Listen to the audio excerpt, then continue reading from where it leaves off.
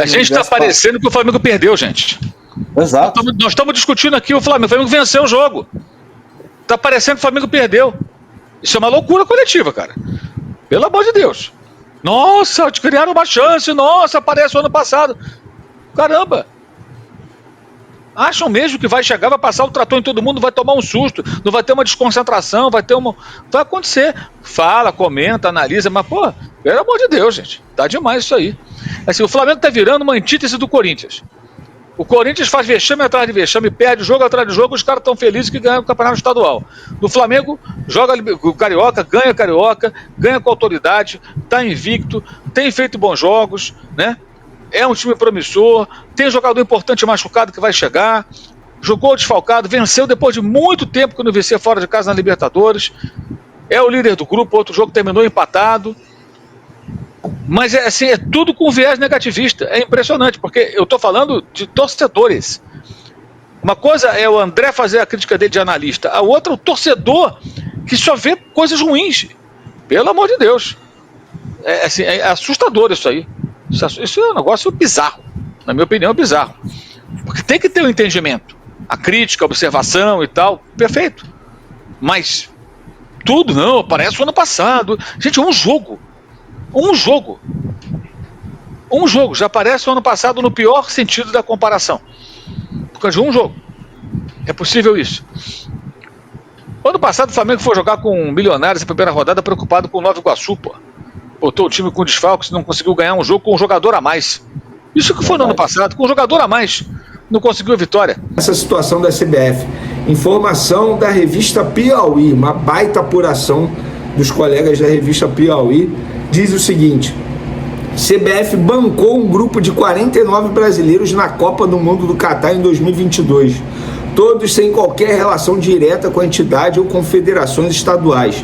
O grupo tinha direito a hotel 5 estrelas e ingressos para os jogos.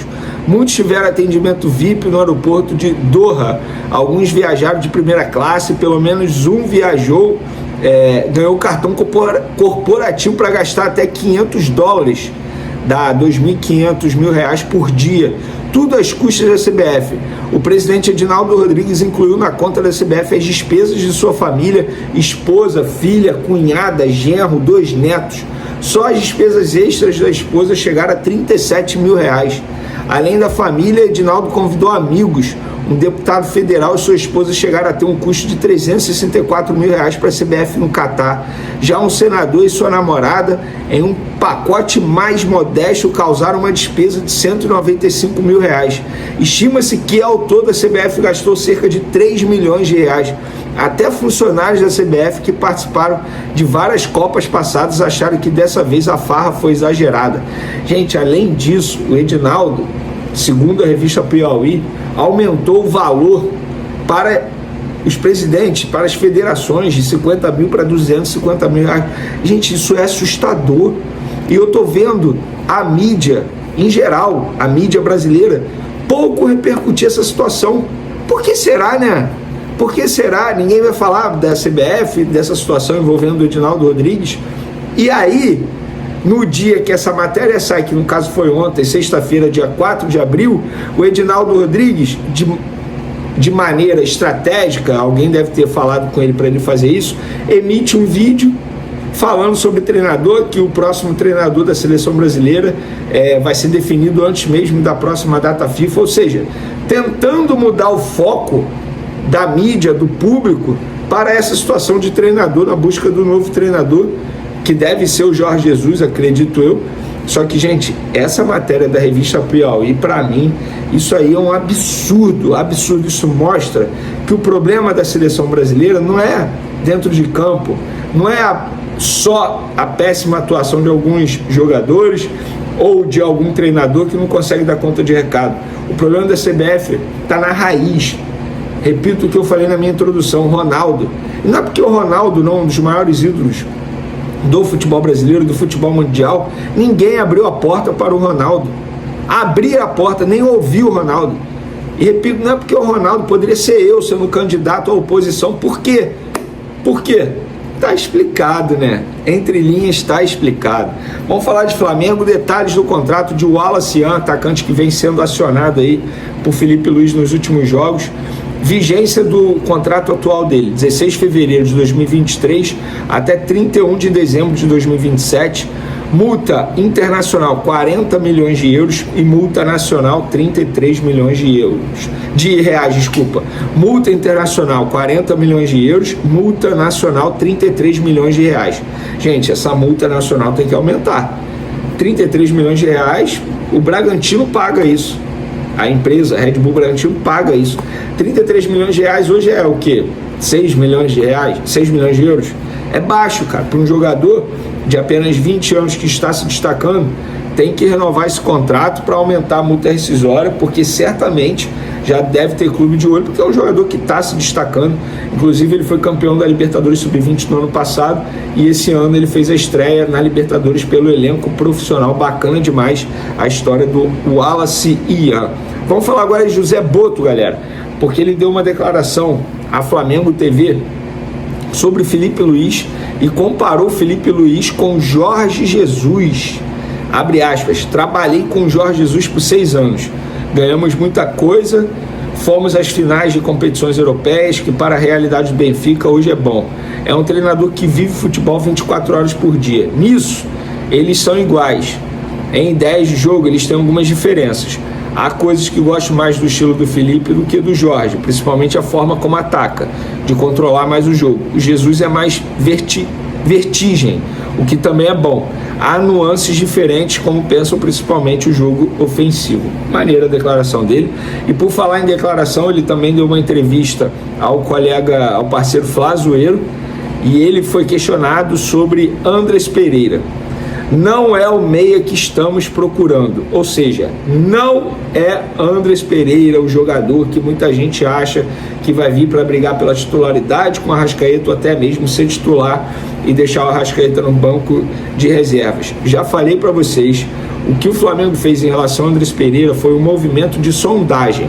E nessa sondagem de valores, eles descobriram que o Fulham pede pelo menos 20 milhões de euros para vender o jogador e o salário do jogador anual é de 5 milhões de euros. Já fiz as contas aqui, convertendo para real, por mês vai dar 2 milhões e meio de reais. Eu acho que não vale a pena, até pelo histórico do Andrés Pereira no Flamengo. Um jogador que teve uma passagem aqui e é autor da maior falha da história do Flamengo, naquela bola que ele perdeu na final da Libertadores para o Palmeiras, dando o título para o Palmeiras. Eu acho que os torcedores do Flamengo teriam pouca paciência com o Andrés Pereira nesse retorno dele. Iria bastar um erro dele para a torcida cair em cima do jogador. Eu acho que não vale a pena, tem que pensar em outro jogador mesmo, tá, galera? Vamos lá, outro assunto aqui, deixa eu pegar do José Boto também. Tem uma declaração dele muito boa, cara, que ele deu para a Flá TV, ele mostrando em uma declaração o que é o Flamengo. E eu sei porque, assim, embora eu não seja jogador do Flamengo, nem dirigente do Flamengo, mas eu sou um jornalista que acompanha o dia a dia do Flamengo. Gente, o Flamengo consome e muito. E eu falava isso quando eu comecei a ser setorista do Flamengo, que deu 6 meses. Eu falava assim, cara, parece que eu vivi 6 anos dentro do jornalismo cobrindo o Flamengo. E é basicamente o que o José Boto falou aqui. Ele falou o seguinte: com pouco tempo de Flamengo eu já tenho muita coisa para contar aos meus netos. E isso tem muito a ver com a dimensão do clube. Eu costumava dizer que 1 ano no Benfica equivalia a 3 anos no Shakhtar. Aqui, 1 mês no Flamengo equivale a 1 ano no Benfica e a 6 no Shakhtar. É isso, de verdade, é isso. Ele não tá mentindo, cara, porque o Flamengo consome muito. Eu tenho uma frase que eu ouvi no meu primeiro dia lá no Ninho do Urubu em 2017, de um funcionário na ocasião. Falou: garotinho, Flamengo, fica esperto porque Flamengo é calmo igual a Bagdá. E você tem que amar o que você faz para trabalhar com algo que envolve o Flamengo. De acordo com o jornalista Antônio Carlos, o técnico Felipe Luiz já entrou em contato direto com o atacante para apresentar seu projeto no Flamengo. O plano é, claro, contar com Hulk para brigar por títulos importantes, incluindo o tão sonhado Super Mundial de Clubes. E a possível chegada do atacante faz todo sentido. Hulk tem um chute fortíssimo de fora da área, manda bem nas bolas paradas e ainda pode jogar tanto como centroavante quanto pela ponta. Imagina ele formando dupla com Pedro no ataque. Seria simplesmente mortal. Além da parte técnica, Hulk traria experiência, liderança e aquele faro de decisão que o Flamengo precisa para encarar gigantes europeus de igual para igual.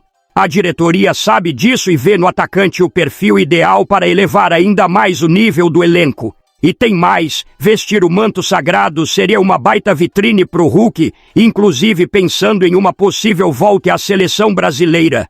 A visibilidade do Flamengo é absurda.